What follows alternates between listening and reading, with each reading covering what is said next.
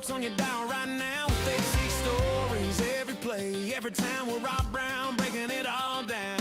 Yeah. SEC Sidelines Sports on my mind. Rob Browne calling game time, highlight shine, executive mind. Brendan Martin keeping Rob in line. Like, subscribe, share it, tell everyone. Sideline Sports, y'all come back real soon. Same place, same time, same tune.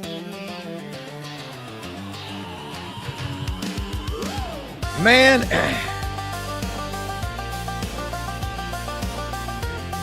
What? it is cold, and I'm loving it. I love that song. The band, Brendan and the boys. It warms your heart, doesn't it? Your cold little Memphis heart, doesn't it, Rob? Yes, it does. Get off your phone, Rob. Your show's on. God bless America. Stop texting people, Robert. I'm trying to send something to you, but anyway, I'm on with you now. Here. Great show today. Look at my eyes. It is cold, man. It is 19 here. Look, everybody's cold. A lot of you are without power. I did talk to Yancy Porter, Rebel Yell Hotline. He'll join us in the second half hour. Bottom line, you won't believe this. He has power, and basically everybody else in Oxford doesn't. So we got Jordan Davis Hill, 247 Sports, Georgia, batting in the leadoff position. Ralph Russo, senior writer for The Athletic, will join us at 15 after. Also, second half, Yancy Porter and Chris Lee of Southeastern 16. So get ready. Take a picture with your cell phone of the QR code. We're broadcasting live, streaming on 8 channels of Twitter, Facebook, and YouTube.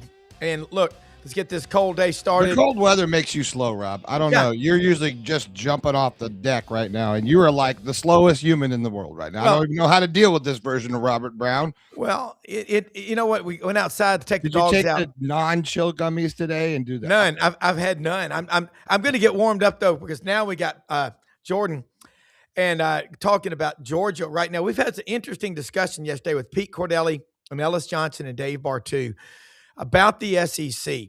We're kind of at a fork in the road right now.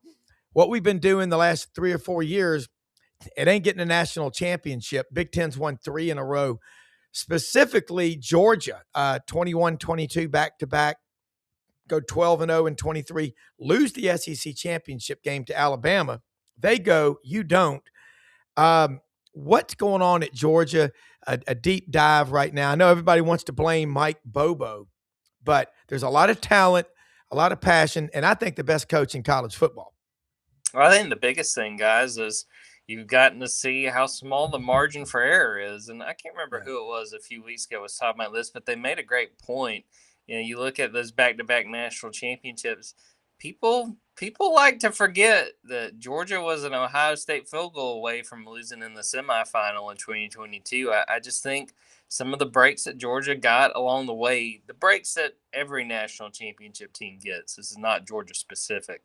They just haven't had them the last few years. And I think what I'm really interested in, guys, you know, we talk about this drought for the SEC after so many years of domination. We've talked about it on this show too. Rob, you know what is not going to help that? An extra conference game every year. Kirby Smart kind of sounded the alarm on that after the SEC title game this year. And I mean, I think that you're looking at a situation where a lot of these SEC teams are beat up by the end of the year. They get in the playoff, and you know, you got situations like we saw with Georgia. They drew an SEC team to start the playoff, and Ole Miss found a way to win. Ole Miss, you know, deserved to win that game, but you know, I'm fascinated to see what's up for the league as a whole, not just Georgia, these next few years, because it's not going to be easy for them to break this Big Ten streak.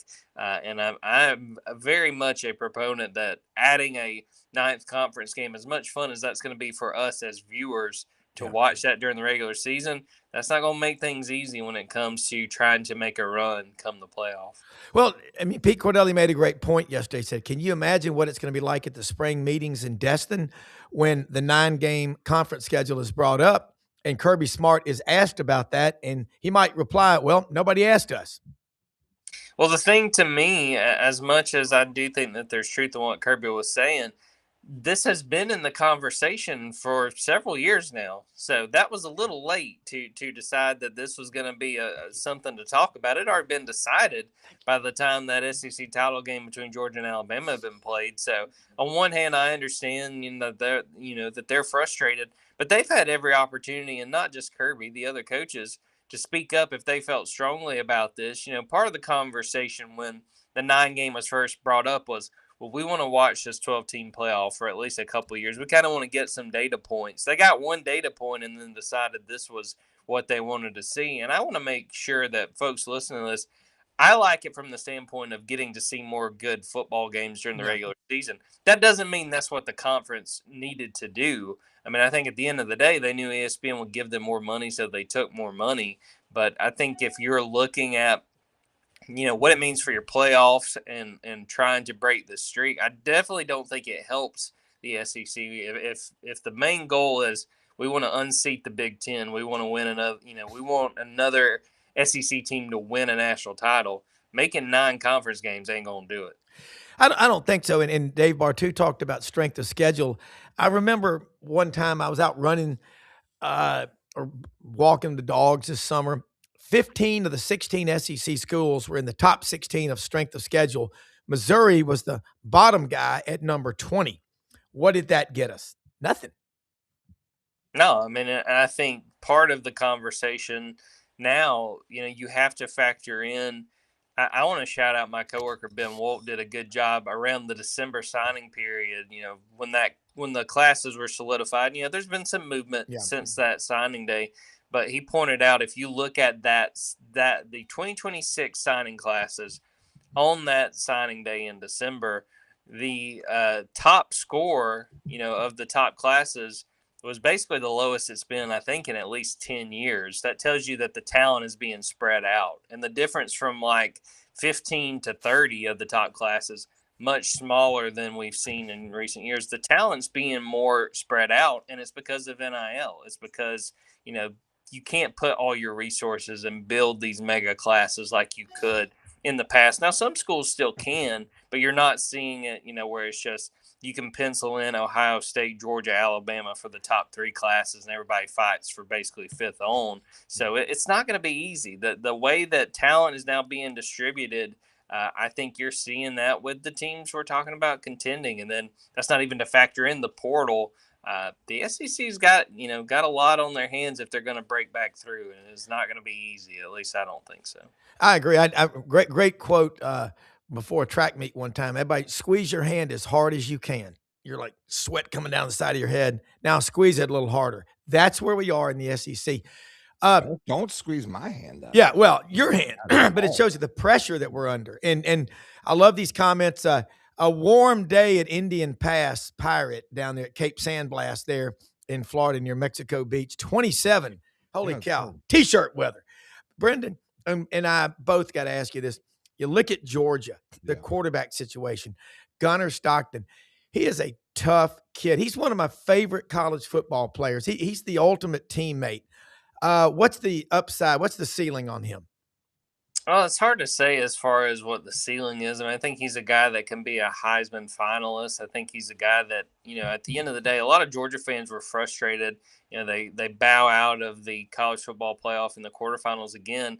I still think he's a guy Georgia can win a national title with. And again, I've mentioned a few minutes ago, the margin for error is so small in the SEC. If he throws a touchdown pass on 3rd and goal instead of throwing an incompletion, we're talking about, Georgia's season may stay alive. They may make a run, but we're certainly not talking about, what I've seen over on Dogs 24/7 a good bit that, people are writing off Gunnar and don't think he's any good. I think he can get Georgia where they want to go. And I think having this year of experience will help him in 2026. My biggest thing, there's 2 things that when I look at Gunnar, he has to do better. He has to be more willing to throw the ball down the field. I did a story on Monday that was sort of just Georgia by the numbers, the statistics that define Georgia's 2025 season. And one of the things I pointed out, ADOT, average depth of target. What is the average pass you are going to throw how far down the field? Yeah. Gunnar's was 6.3, and that was the lowest of the 12 quarterbacks in the college football playoff. and it was tied for 15th of the 16 SEC. The quarterbacks who started the majority of the games for their team in 2025, that was tied with Jackson Arnold. And I don't think I got to tell Rob that Jackson Arnold did not have a good season at Auburn. So Gunner's got to throw it down the field a little bit more. And maybe we see that out of necessity because Zachariah Branch, a lot of that was because they threw a ton of screens to Zachariah Branch. And Zachariah Branch is going to the NFL. The other thing I would point out with Gunner, what he's got to do better, straight up, he's got to take better care of himself. I think that, he's a guy that's going to lay it all out there, and I think that makes him a fan favorite and really makes him someone his teammates love to play for. And you heard that throughout. But I think taking those hits, diving for first downs, I can't remember, they were playing, might have been Austin Peay. It was someone like that, an inferior opponent, where he's just like laying it all out there. And it's like, man, you don't got to do that in a game like this. And I think it caught up with him by the time we were talking about the Georgia Tech game at the end of the regular season. And I think having that layoff from the SEC title game to the playoff really helped Gunner try to get healthy.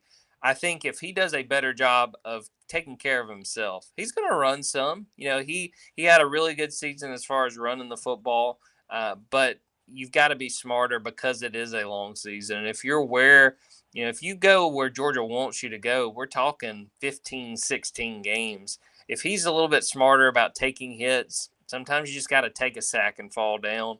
If he does a better job of that, I think that bodes well for what he can do for an entire season for Georgia.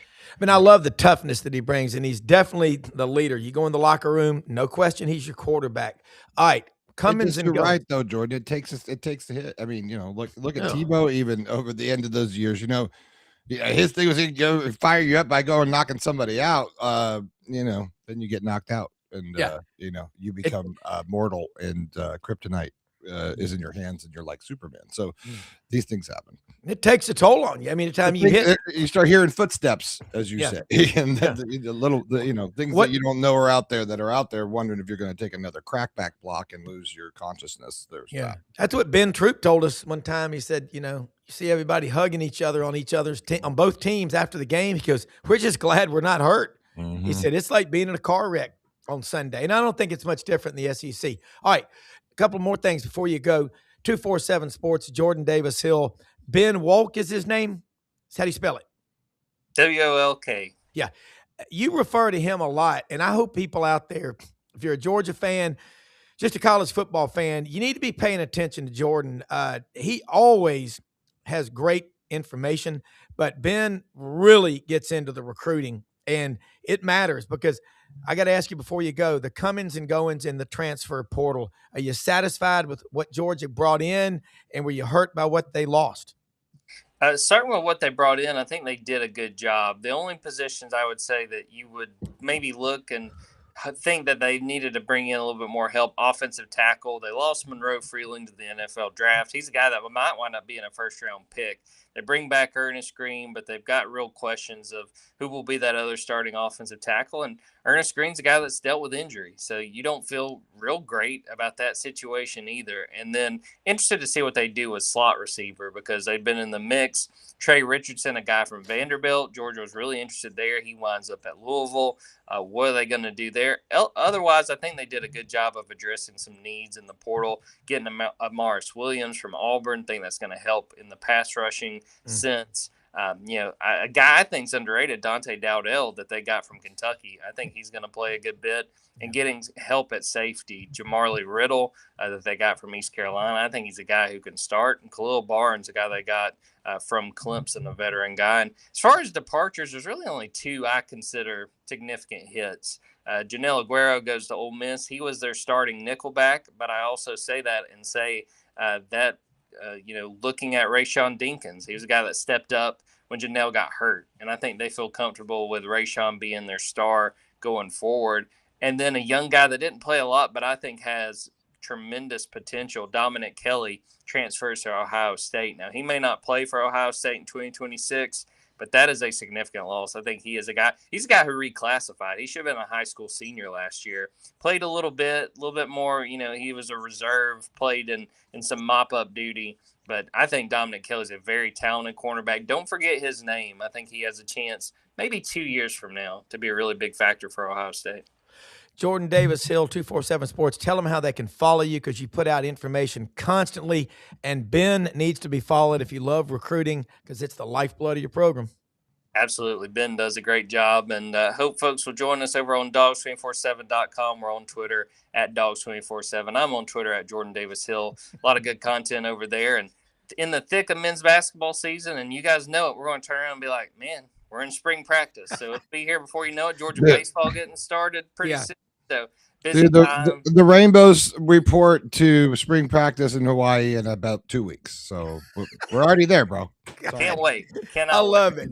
Jordan, have a great week. Stay warm over there, okay? Thank you so much. Appreciate you guys. You bet. Bring in another one. It's one of my favorites, Ralph Russo. Ralph, one of my friends, my wife's cousin, Mark, his daughter's doing her internship. Best set ever. New award to Ralph Russo. You've got the best, coolest set, man. Good job, man. Oh, thank you. Thank you. I appreciate that. I love it. My wife's cousin, Mark, his daughter's doing her internship in New York while she's at Georgia. She's in accounting with KPMG. So she's up there right now out in the snow in Central Park. How much did y'all get a lot of it? We got about, I want to say maybe about a foot, which, for New York, that's a lot, but it also is not crippling, right? Yeah. We're used to snow up here. So actually we did a good job of getting it off the streets. The plows came. Now, the issue is it's ridiculously cold today and for the next week. So it's not going anywhere. Like the piles are going to freeze and become ice cubes. And, if you haven't dug your car out, it's not getting out. So the snow was okay. It was manageable. It was nice to have it on a Sunday. It makes the city look pretty for about 12 hours. But then it just becomes slush and ice and stuff like that. So it's not going anywhere. What's on the street is going to stay there for a long while. That's what you all didn't get the rain then you associated with afterwards. No, we ended up getting sleet. So basically it snowed ice for about 4 or 5 hours. Yeah. It was a little bit of a rough one, but again, we're kind of used to it up here. I know y'all down south sometimes 2 or 3 inches, 4 or 5 inches, man, it takes a while to get rid of that. Having lived down there, I know it. Yeah. Mississippi, the state is most of the state, northeast Mississippi, does not have power. And here in Memphis, I'm over in Parkin at the farm right outside of Memphis. It was 7 or 8 degrees last night, but there's nowhere for the snow to go. If you don't have 4-wheel drive, you can't get around. But we have a freeze warning. I mean, that's about where we go in Florida. So freeze warning. Freeze warning is all we have. So we're gonna batten down the hatches, so we'll be okay.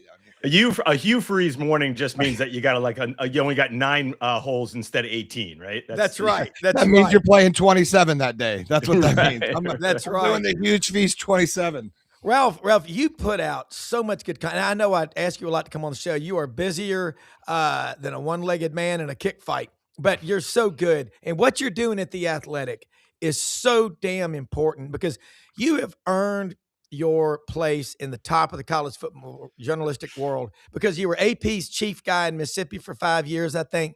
You've done the road trips. You've eaten a lot of heat lamp food at 2 a.m. because that's all you could get because you were trying to make a deadline. Tell us right now, get us fired up about college football. I am in here freezing. The heat's out in the house. I got a heater going, but it's better than it was yesterday. Tell us about college football, kind of wrap this season up and where we're going, playoffs, whatever's on your mind. Yeah, we got such an interesting time in college football, and literally right before I went on here with you guys. And by the way, I very much appreciate the kind words and the flattery. I'm not sure if it's deserved, but I very much appreciate. You're an awesome dude. No, we love you. Right before I came on here, yet another story, another transfer portal saga was resolved. It looks like Duke and now former quarterback Darian Mensah came to some kind of resolution that will settle the lawsuit that Duke filed against him, and he's going to be allowed to not just enter the transfer portal but find a new school. And we all have a pretty good idea that the new school is going to end up being Miami. And that's just yet another example of off the field, things are kind of screwed up. Right? Like we don't really have well-defined rules. Some would say we have no rules. If you even want to bring in college basketball and some of the stuff that's going on there with Alabama and some of these pros coming back, it's really tumultuous. and we're not in a great place off the field. But if we go back a week and a day to when Indiana beat Miami in the national title game, a great national title game, with maybe the best story in the history of college football, Indiana, one of the losingest programs of all time, in 2 years becoming good enough to win a national championship, which is sort of emblematic of the fact that, like, hey, the good parts about the transfer portal, these teams can get good quickly. Like, guys move around and it spreads the talent out a little bit. It's been a little bit of a problem for the top of the SEC, right? Schools like Alabama can't quite hoard the players like they used to. Jordan was on here talking about Georgia. So I think on the field, I don't know if the sport's ever been healthier. The TV ratings are through the roof. Attendance is great. The product, the games are awesome. Off the field, not so much, but it's a weird time insofar as there's so much that needs to be done and sorted out off the field, and it's a very slow evolution to whatever the next iteration of college football is going to be. The expanded playoff, I think, has mostly been a success, but then when they try to expand it again, going to the off the field, the SEC and the Big Ten are at stalemates and they can't make up their minds over what they want. So there's a lot of angst off the field, a lot of not a lot of cooperation going on at a time when we need that. But the product is really good and the play is really good. And there's probably a little more parity. I just think there's a lot of positives on the field while there's a lot of negative off the field, which creates, kind of a strange dichotomy right now for college sports fans. It really does. Kurt Cignetti, 2 years, he gets it done. The losingest program. Now they're the second losingest program in the history of college football. They moving on up. They came into the season with 715 losses. They played 16 games and still have 715 losses. That's incredible, man. It really is. But now, Brendan's dad, Buddy, asked me last week on the Lowdown with Lauren Meadows on this channel, Rob, do you think that puts any more pressure on coaches going forward? And I said, absolutely. Expand on that. Yeah, my colleagues and I did a story that's on The Athletic today, though I must admit they did the heavy lifting on it. We asked coaches, mostly head coaches and some assistant coaches around college football, like, what is the lesson that you learned from Indiana that's applicable? Like, in some ways, listen, a lesson is not go find a former 2-star and make him a Heisman Trophy winner, right? That's probably not going to happen that often. But what are the more broad lessons? And I think some of the things you came away with are going back to what we talked about before, when there's a little more parity and the teams at the top have come down a little bit and the teams at the bottom have moved up a little bit, I think all the other stuff matters even more. The coaching matters even more. The chemistry matters even more. So maybe it's not that you want to necessarily have a team full of 3-stars, but if you're smart in your evaluations and the way those guys fit in your system and the way those guys fit in your culture, you might be able to have a championship level team full of 3-stars as opposed to nowadays not just recruiting 4 and 5 stars, but spending on 4 and 5. There's something to be said about having an older team. Right? COVID year is kind of phasing out, but a lot of guys are still hanging around college football for a while. I mean, there's some again going back to the off the field. We got some eligibility issues that we need to figure out. But you have a lot more guys who are like, I'll take a 4th year. I'll take a 5th year. I'll be 22, 23 because I can get paid here. Like, that's replicable. Like, you may not have as many 25 and 26-year-olds, but you're still going to have a lot of 24 and 22 and 23-year-olds hanging around college football. So I think the takeaway is there are new ways to build a championship team, but you also have to be really good at evaluating, really good at setting culture, really good at coaching. I'm not saying it's going to be easy. Like, you're not just going to be able to say, we're Indiana now. We recruited a bunch of older guys. But I think that there's a path there that other coaches are looking at and saying, what can we take from here, from there and apply here that might help us take a step forward? Again, you're probably not going to go 16-0 and win a national championship. But I think a lot of schools are looking around at Indiana and saying, yes, we have hope. the downside of that is, oh, our fans are going to want us to do that, and do it quickly. Yeah. Well, I'm wondering how long it's going to take for some school out there. We've seen the private equity possibility with Utah at $500 million. Again, I mean, as a financial advisor since May of '91, managing people's money and risk. What could possibly go wrong? Everything if you don't do it right. But when is some school going to go up to Wall Street and find a money manager, a hedge fund manager? Paul Tudor Jones from Memphis. He's a big Virginia fan. John Paul Jones Arena after his father, who loves basketball. Courtside at every Grizzlies game his entire adult life. But when is that going to happen? Because putting in growth stocks, value stocks, dividend stocks, income, you've got to manage your roster like that. And you can do it quickly. But if you fall behind and you say, have a pout face and say, I'm not going to do this, you're Dabo Swinney.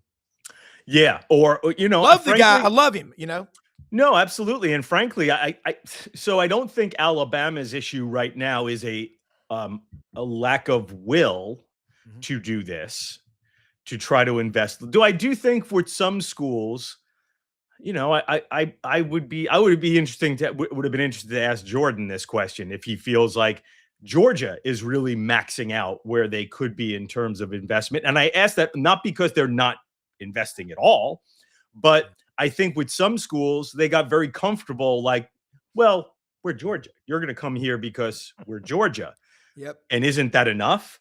To which a lot of guys are saying, nah, that ain't enough, right? Like that's, and also it's partially, a saying I've been had throughout all of this changeover to like paying players.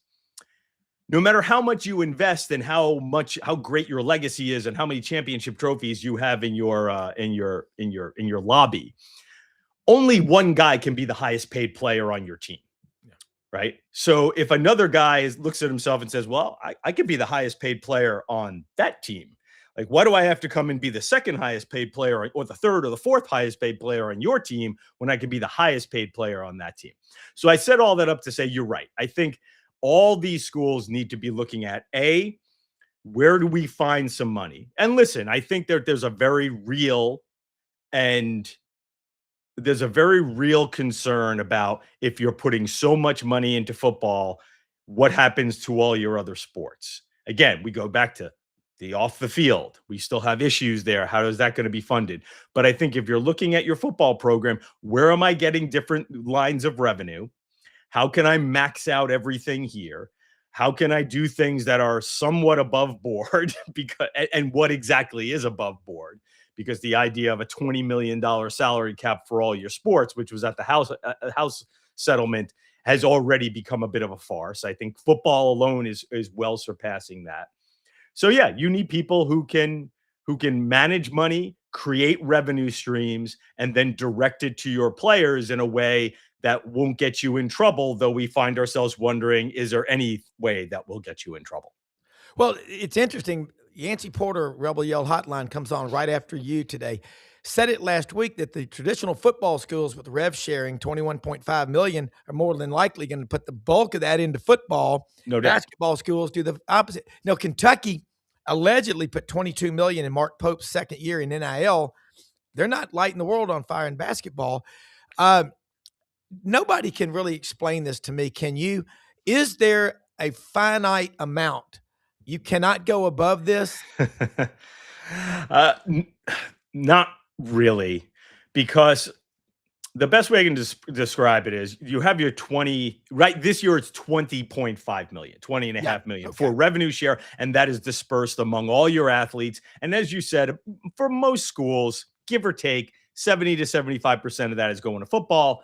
The rest, a lot of it's going to men's basketball. You have some in women's. And in other schools, like, if you're Oklahoma, I'm sure you have some going to softball, right? Because you're really good at softball. If you're Kentucky, you probably have some going to, maybe a little bit going to your volleyball players, right?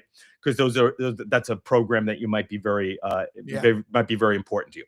So, but you can still get over the cap by certain types of NIL deals that are third-party deals with big companies that pass through again, we're going to get into the arcane here, right? The NIL Go system with the College Sports Commission. There are still some NIL deals that pass through as valid NIL deals with bigger companies. And what schools are trying to do now through their MMR partners, multimedia rights, Learfield, that name I'm sure rings a bell to a lot of college sports fans. Playfly is another one that's new in the space. Through their apparel deal companies, Nike, Adidas. They're trying to come up with creative ways to direct some of the money that they get from those partnerships to their players in the form of NIL deals that count outside of that revenue sharing. And you still have traditional collectives out there trying to, again, pass muster, come up with legitimate deals that can count outside the rev share. And that's how you get above the cap. Now, again, is it legal? Is it passing muster? That's still, there's a lot of gray area there too, where like maybe something is legal, but should it be? I understand the idea we're in a little bit of a wild, wild west, but really what we're in is a period of transition where we're flying the plane while building it. And that's you're right. And before you go, you write so much in The Athletic. Obviously, we cover football, we cover basketball and everything. But man, it's hard not to talk about football. It makes the grass grow. And Chris Lee is our next guest, following you from Southeastern 16 with Yancy. We can't get enough of this stuff. The number 32.3 million watching that Indiana game. You're right. I think it's like the 6 o'clock news. I say this every day. People want to see what was that 10-car pileup on the interstate I saw. They off the field is one thing, but we cannot get enough. It's like great Italian food, and you're going to give us one or two great restaurants before you go. So here's the one difference. I'll push back on you a little bit there, Rob. I don't like, you're right. It is a bit of a 10-car pileup off the field. Like I can't really argue. It's a bit of a mess off the field. The difference is the product, the entertainment value of the product on the field. When you say we get to tune in, it's such a great release. You forget about all the nonsense off the field. It completely takes you away because the players are great and the storylines are great and the coaching storyline, and even some, I will agree with you a little bit there. Even some of the nonsense off the field, when it does bleed into the on the field, creates this, well, I can't wait to see Lane Kiffin go to Ole Miss. Like that's going to be wild, right? So I'm signing up to watch that game. So it just creates so much drama. We are a nation addicted to football, for better or worse. But good for us, right? Yeah, pays my bills. Pays my bills. So I just think that when you sit down and watch the games, I'll clean up the language because sometimes I say it in a more harsh manner.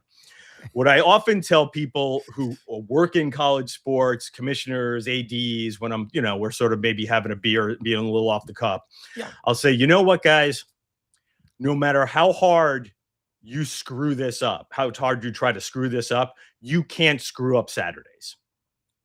Like Monday through Friday, the sport is a circus, but on Saturday, it's all good. And we sit back on Saturday and we watch 12 hours of games. And man, it's the best day of the week. And as long as that's the case, guys, like I think we'll figure out a way to get through the problems. We'll progress. It may take a while and it ain't going to be easy, but I think we'll figure out a way to get there. Sorry, it's a little long. No, I think good to meet you, Chris. Yeah, and Chris does a great show, Southeastern 16, and we cover all 16. It's like you have 16 kids and covering them all. You can't get enough. And I've got The Athletic pulled up, show prep every day. That Football Writers Association of America. I follow Tony Barnhart and you, and you put out. God, you put out so much good stuff. Again, we got to eat, and we got to eat every day. We don't have to, but we need to. And I'm not going on a football hunger strike. So keep writing it. Let people know how they can follow you and tell them something positive. I always like to leave them with something to get them fired up and get out of bed because it's going to be a great day. Yeah. Without question. First of all, obviously come subscribe to The Athletic. Please. Yeah, I understand. You got to make choices with your money. It ain't easy these days. So, but if you can, love to get that subscription. Come read me and all my great teammates, Bruce Feldman, Stuart Mandel, David Ubben. We got a lot of really good people there that make, that I pale in comparison to. Ralph D. Russo, ATH on X, and a couple of other sites, Ralph D. Russo, ATH. I'll give you something positive in the form of it. When next time you come to New York, Rob, you got to go to Queens for this restaurant. It's called Barossa, Barossa, Italian restaurant. It's on Woodhaven Boulevard, not far from Queens Boulevard. People who are from New York will know exactly where that is. It's actually pretty easy to get to because it's right off the LIE. Yeah. I went there last week. It was my sister's birthday. We had a huge Italian meal, Clams Casino, had a great pasta dish. I had a risotto dish with broccoli rabe and sausage. It was shrimp parmesan for my brother-in-law. So Barossa in Queens, if you're up for it being a little adventurous, that's a little something for you for folks who come to New York City. We will tell Molly to go there, and a lot of my friends go up there. And my daughter, my son-in-law, my niece, my nephew, they work up there every week. So we'll tell them. Ralph, thank you. Let's do it again soon. Appreciate it. Thank you, guys. All right, I'm hungry right now after hearing from Ralph. Chris Lee, Southeastern 16. First off, thank you so much for sharing your time with us. Now, are you in Nashville proper, Davidson, Williamson? Are you up in Hendersonville? Because folks I know up in Nashville, a lot of them, they've got Generac generators going 24/7 right now. I'm in Franklin, and let me tell you, one of the underrated things of our time is underground power lines, because we've kept ours the whole time. Yeah, I was sitting there thinking, like 50-something years ago, we moved into a house my dad designed, and they had the neighborhood. One of the things that underground power lines back then. It is so underrated that you don't think about it until you have an ice storm, Chris. Mm-hmm. But it's not keeping people from wanting to talk about what's going on in the SEC. There's a lot of news. I'm just going to put the ball in your hands, and Yancy Porter should join us momentarily. He's in Oxford. Believe it or not, he's one of about 23 people with power. The rest of them don't have it. Right. And Audrey says, well, he probably lives next door to the head of the local gas, light, and water power guy. But Yancy should join us. But what are the stories right now that are really keeping you captivated? You're writing, you're talking about, because you do a great podcast, and I want people to know about it. Yeah, well, to be honest, my attention right now is on baseball, because we're rolling out our coverage. Not that I'm not paying attention to other things, because how can you not? But that's where my focus is at the moment this morning, followed by basketball, and then, of course, just the constant craziness of football. By the way, I loved the phrase Ralph used there. And by the way, I do subscribe to The Athletic. They do great work. They do. But the flying the plane while they're building it, I just think that was a perfect way to sum it up. That's brilliant. Yes. That's why he is where he is. Yeah. And look, Chris, so much going on 1 through 16 in the SEC. Last week, Pete Cordelli and Ellis and Dave Bartu were saying, why are these coaches leaving Missouri football and going to New Mexico and other places like that? It was 5 years ago not uncommon to stack 2 and 3 deep, 4 stars and some 5 stars on your roster at some of the upper level SEC programs. Now those guys are lining up against you. You can't even keep a quarterback that you signed a 2-year contract when Darian Mensah came from Tulane to Duke, who tried to walk away. I'm going to make this point. These kids want to be treated like pros.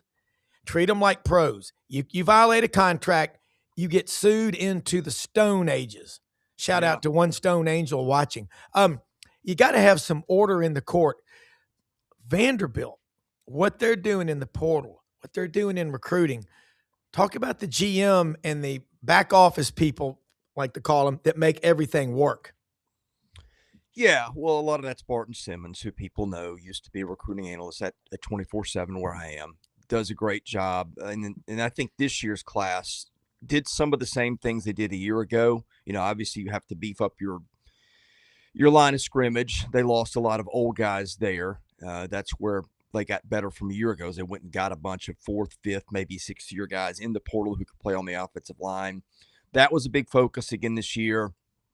Of course, they landed 3 tight ends to replace Eli Stowers, who no one guy is going to replace, but that helps. And landed a receiver from Old Dominion to replace the one they lost in Trey Richardson, who was really spectacular the last 4 or 5 games of the season for them. So that may not have been the question you asked me, but in terms of like how are they doing in the portal, I think those are the things that stood out.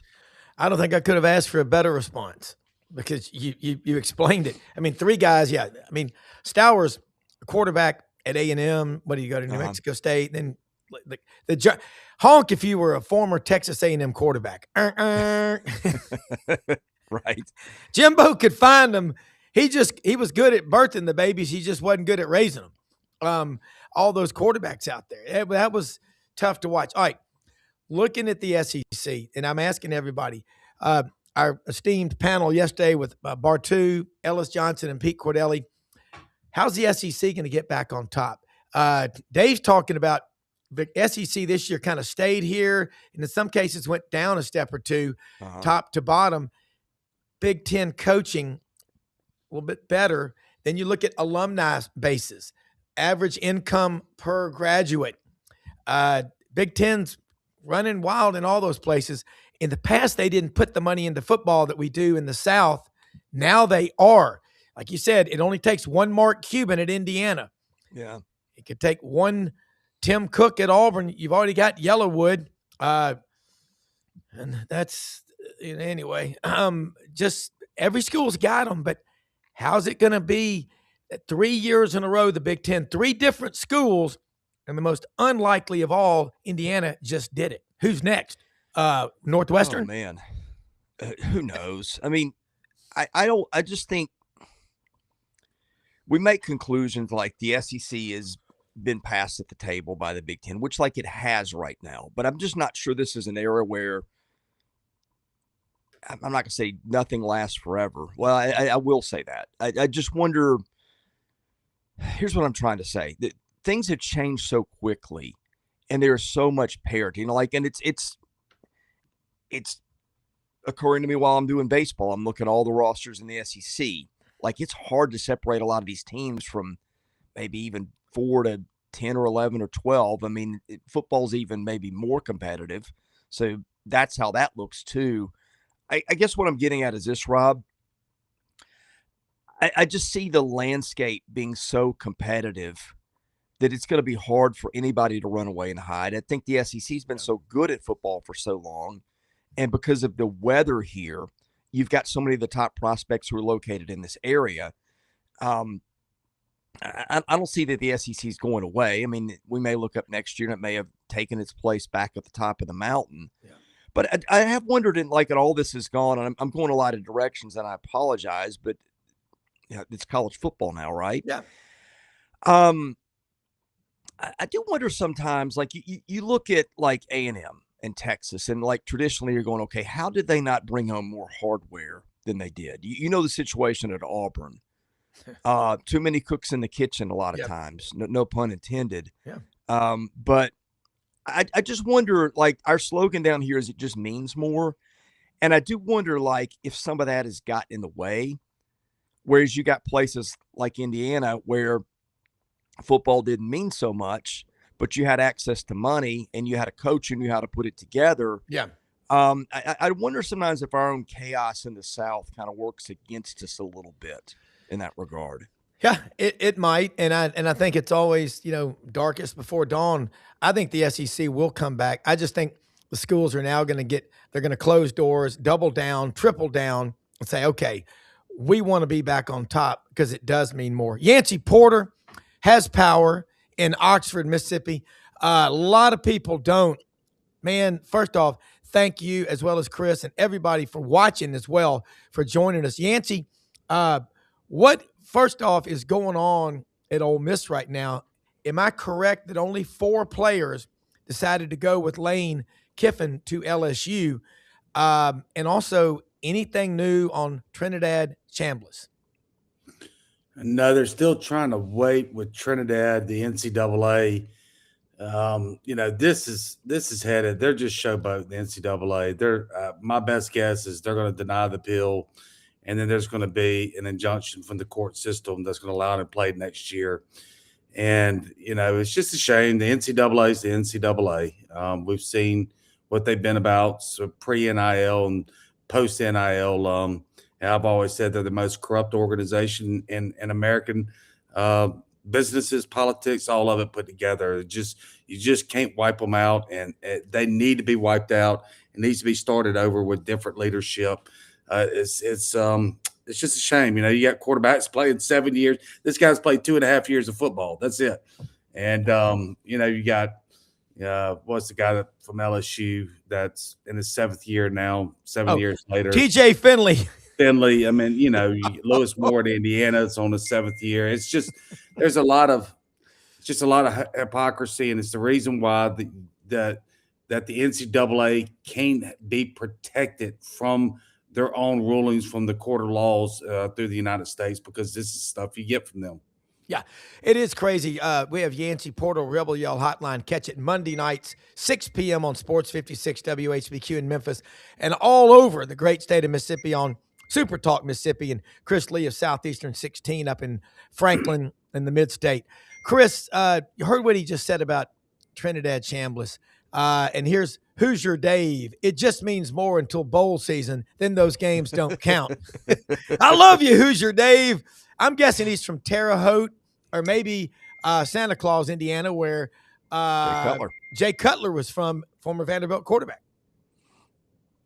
Yeah. Yeah, but Chris, you heard what Yancy just said. Trinidad, it's even in debate. And then TJ Finley, I guess TJ's working on his master's or PhD. I don't know. I'm not sure. Did he land at LSU for real? Yeah, that's where he started his career. Did he? Has he come back? Yeah, that's where. I want to say I maybe. thought you were kidding. No. TJ Finley for LSU. Yeah, that's where he started his career. Oh, I know that, but he transferred to Auburn after that. He did. He was at Auburn. He's been like 6 places, I think. He was in the French Foreign Legion for 6 months. I can't. My head just spins. I don't know how. I mean, people have asked me on our site, like, can you make a list of, who's got how much? Like, are you kidding me? Would you like to?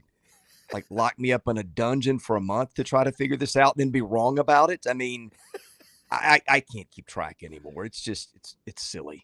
Well, everybody's tired of the silliness of players playing 6-7 years at 6 different schools. But when you got a situation where his player literally has played 2.5 years of football and a year and a half of that's at D2, you're even debating about this. The kid missed a year. He was sick. That's what medical red shirts, the definition is, right?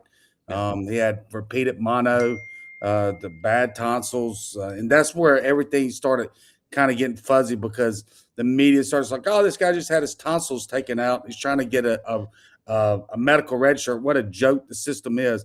No, he had repeated mono. If you get hit with mono and your spleen and the other organs, he never practiced or played that year. He had documentation from doctors before the season started, during the season, and after the season. I mean, it's selective. It's the NCAA is just, if you could get them to be honest and not corrupt and say this is black and white policies and this is the way it is, and we're not going to make special exemptions for this school or that school. And this is, the reason that everybody's enjoying this new era is because everybody has a chance, because the NCAA protected a dozen or so blue bloods and let them buy the players. Look, let's say it. Nick Saban during his years, all of his players are sitting there posing on sign day with the Dodge Charger, right? And then you got a school like Ole Miss that gets put on probation because a player slept on the coach's couch. Yeah. It's just ludicrous the way that the NCAA is. So they wanted to protect the money schools, so to speak. And now it's opening it up where everybody has a chance to win. So there's so much more interest. And now the NCAA, what the goal is to cause so much chaos like this, where all the people are saying, here, we want you to iron with the rule with an iron fist again. So then they can be in complete control again. That's the reason they're letting things get the way that they are. Yeah, somebody check the ringers on a phone. I think I can hear a ringing on here. I'm not sure if it's what it is. But Yancy, I totally agree with you. It was a protected cabal by the NCAA. And Jackie Sherrill talked about the NCAA office in Indianapolis. It's run by Big Ten people. I mean, they live there, and it's not all Big Ten, but Chris, the SEC, this case right now, and I think this is cool because the first time I've had the two of y'all on together, great back and forth banter. I don't see how they can deny Trinidad. If TJ Finley, I mean, that's insane. This guy, 7 years, it ain't going to happen, TJ. I admire your tenacity, though. Look, here's the issue as I see it. You tell me where I get this wrong.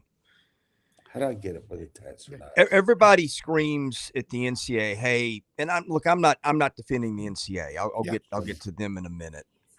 Hey, make some rules that everybody can follow and get some consistency and get some guidelines. And for the longest time, like, it was really hard to get that extra year of eligibility. For like, if you want to go back 10 or 15 years ago, it had to be like, okay, or to transfer.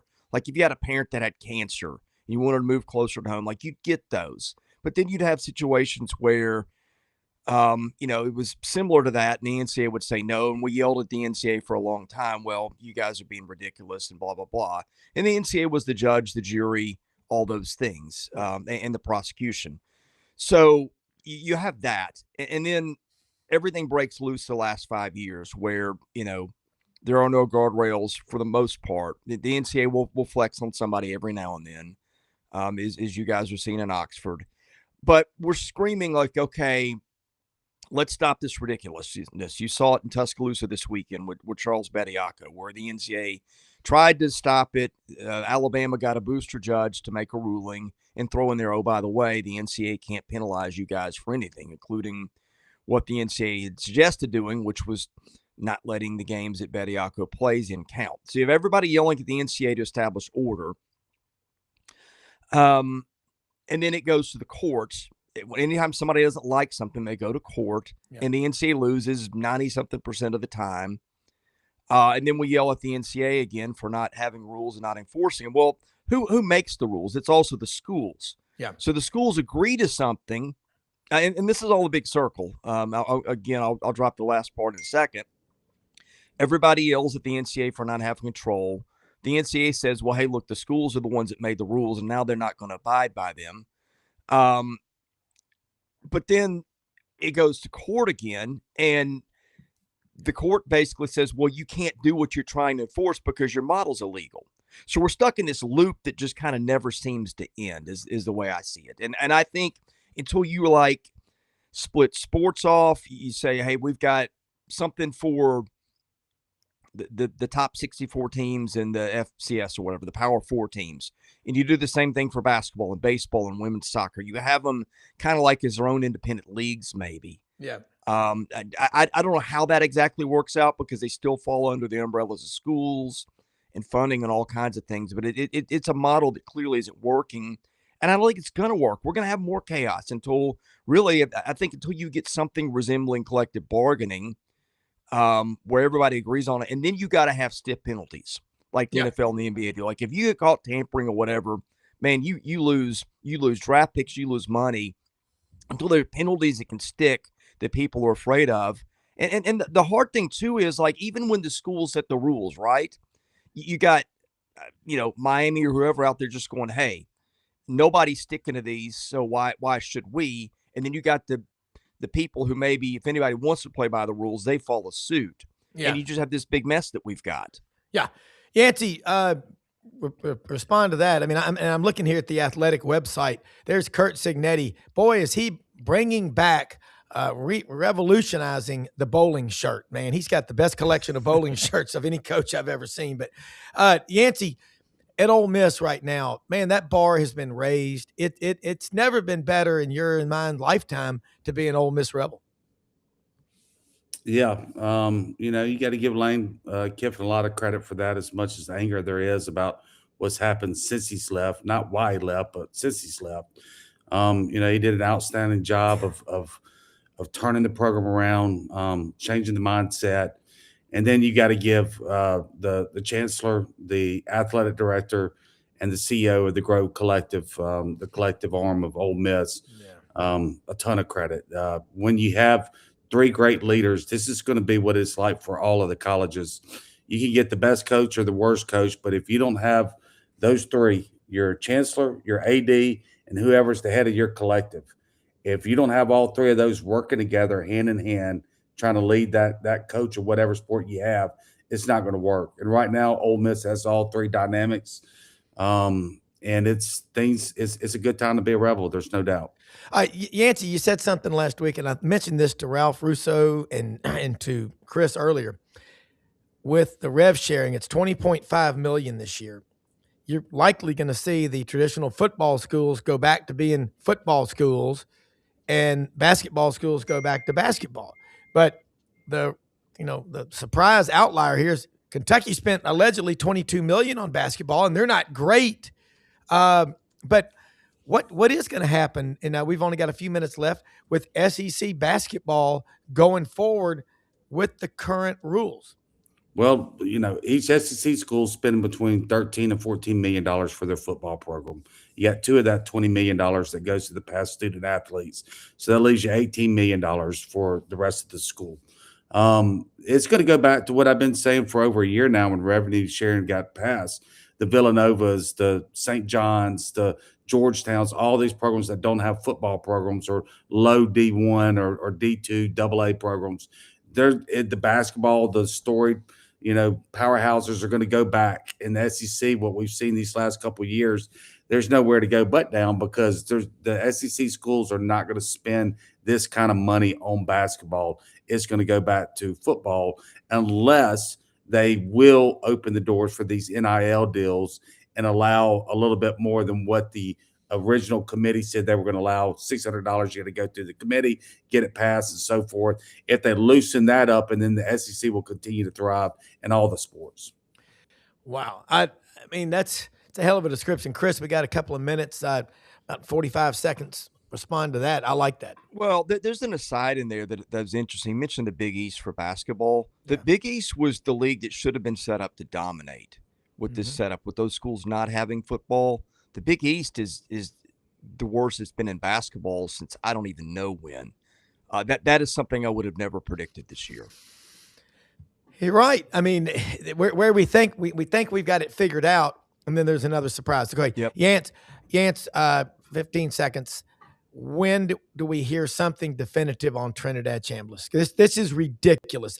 Exhibit A, TJ Finley. That's all I would remind them of. I think the NCAA will make it within the week, but regardless of what the NCAA decides, there will be an injunction. He will be playing football next year for Ole Miss. All right. Hey, thank you both, Yancy Porter, Chris Lee, Ralph Russo, Jordan Davis-Hill, executive producer Brendan Martin. Thank y'all so much for sharing your time, and we will do it again next week. I hope you get your power back on.